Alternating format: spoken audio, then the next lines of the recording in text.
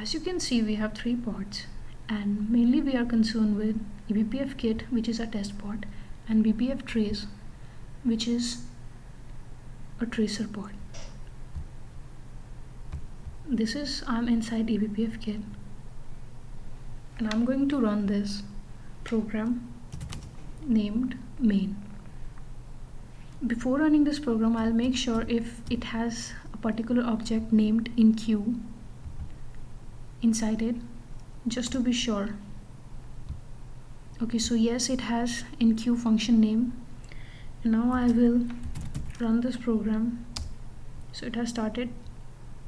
I want to inspect this function name in queue using our bpftrace tool. So I'll move on to bpftrace pod. So here I'll use this command with you by using -p4188. 4188 is the container PID of eBPFKit. So when I use this container PID, bpftrace can successfully mount to the file system of eBPFKit. As you can see, this probe